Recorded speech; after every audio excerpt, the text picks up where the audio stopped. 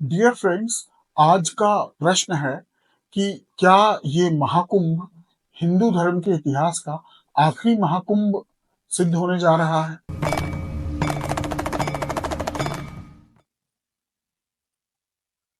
सुनिए, चलते महाकुंभ के बीच में धार्मिक आस्थाओं के प्रबल ज्वार के बीच में इस किस्म की बात कहना कभी-कभी दिल दुखाने वाली होती है, लेकिन मेरी भी अपनी मजबूरी है। सत्य से मैं आँख मूंद नहीं सकता और झूठ मैं आपसे बोल नहीं सकता। एक रिक्वेस्ट और है कि यदि आपको मेरी आइडियोलॉजी या ये सब कुछ चीज़ें अच्छी लगें, तो आप चैनल को सब्सक्राइब कर सकते हैं। इस किस्म का बहुत से लीक से हट के मैटर आपको वहाँ पर अलग-अलग वीडियोज़ में मिल जाएगा। मैं फिर दोहराता हूँ, आज का प्रश्न क्या है, आज का मैटर क्या है? वो ये है कि कहीं ये जो महाकुंभ है, ये आखिरी महाकुंभ सिद्ध होने तो नहीं जा रहा। अब मैं आपको इसको इतिहास के, अर्थशास्त्र के, लॉजिक सबके संदर्भ में बताऊँगा। उसके पहले मैं आपसे ये बोल दूँ कि कुंभ भी हो सकता है, कुंभ भी होगा, 4 जगह होता है। अर्धकुंभ भी होगा, पूर्ण कुंभ भी होगा। दिक्कत है महाकुंभ को लेकर, क्योंकि महाकुंभ 12 पूर्ण कुंभ के बाद 144 साल बाद अगली बार होने की बात आती है।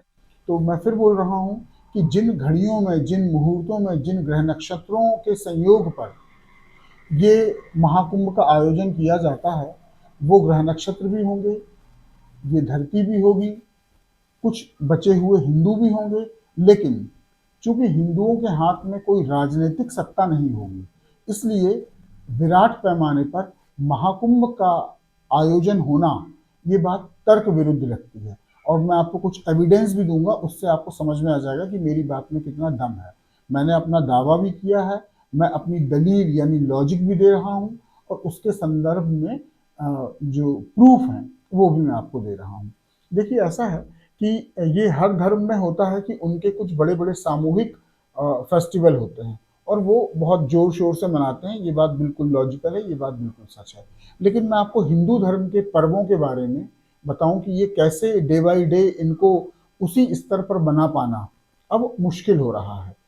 पाकिस्तान में एक जगह है, उसको बोलते हैं हिंगलाज देवी का मंदिर। हिंदुओं के 52 शक्तिपीठों में वो सबसे प्रमुख अग्रगण्य माना जाता है। जैसे अभी कामाख्या पीठ का बड़ा हल्ला रहता है, वर्चस्व है, ऐसे ही एक ज़माने में हिंगलाज माता का मंदिर।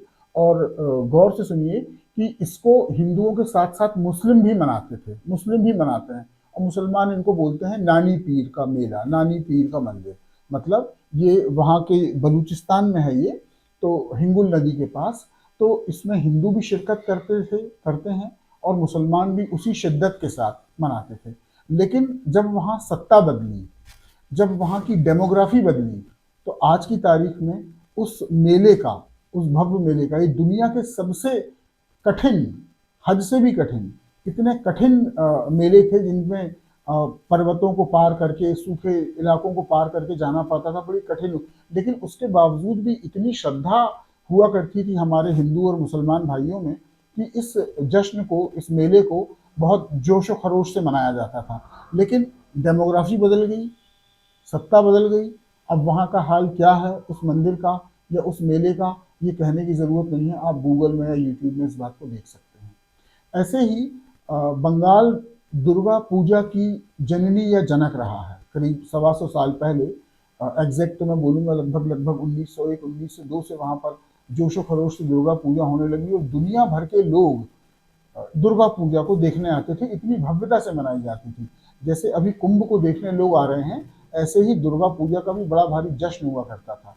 लेकिन आज की तारीख में बंगाल में दुर्गा पूजा मनाना कितना कठिन हो गया है, ये भी आप जान सकते हैं, बल्कि मेरा मानना तो है आप जानते भी होंगे। और उस दुर्गा पूजा का स्वरूप ऐसा हो गया है कि उसमें एक खास वर्ग के दबाव से यदि आपको देवी जी का मंत्र भी बोलना है, तो मंच से खड़े होकर देवी जी का मंत्र बोला जाता है और उसके साथ साथ कलमा भी पढ़ दिया जाता है। तो क्या यही दुर्गा जी के इस महत्व का, नवदुर्गा महोत्सव का स्वरूप था? यह है। कहने का मतलब है कि पॉलिटिकल प्रेशर, सत्ता का प्रेशर बहुत बड़ी चीज होती है। और आज जो कुंभ में जोशो खरोश है, जो कुंभ में उत्साह है, जो कुंभ में इंतजामात हैं, इस सब की वजह ये है कि वहाँ सत्ता हमारे हिंदू भाइयों की आस्था को संरक्षित करने के लिए प्रतिबद्ध है। कृत संकल्पित है। आप अंदाज नहीं लगा सकते कि ऐसे भी दौर देखे हैं इतिहास में इसी कुंभ मेले में, जब हजारों साधुओं के सिर काट के फेंक दिए गंगा नदी में। मैं ज़्यादा इस बारे में कुछ नहीं बोलूँगा, संकेत काफ़ी है, आप लोग सब बहुत पढ़े लिखे हैं, आप जानते होंगे। मतलब ये हुआ कि कोई भी धार्मिक आयोजन हो, सांस्कृतिक आयोजन हो, उसको भव्यता के साथ मनाना, ये इतना आसान नहीं होता। उसके लिए राजनीतिक बल की या राजनीतिक इच्छा शक्ति की ज़रूरत होती है, और जब आपके हाथ से पॉलिटिकल पावर निकल जाती है, तब यही आयोजन बहुत दबे कुचले रूप में मनाए जाते हैं और लोग वहाँ जाने से हिचकिचाते हैं। तो आज के ये जो मेरा वीडियो है, उसमें मैंने जिस बात को बोला है, भले वो आपके दिल को कचोटे, उसका मकसद ही ये है कि ताकि आप अपने भविष्य के बारे में, भविष्य की संतानों के बारे में आप ये विचार करें कि क्या राजनीतिक सत्ता के अभाव में इस किस्म के भव्य आयोजनों को ग्लोबल तौर पर मनाना आगे संभव हो पाएगा।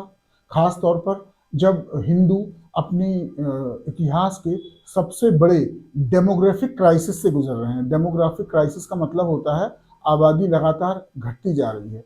उसमें भी हमारे बाबाओं की महिमा से वो आबादी बहुत ज़्यादा बटी हुई है। तो इस पर विचार कीजिएगा।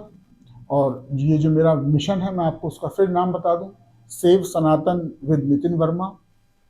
That's it.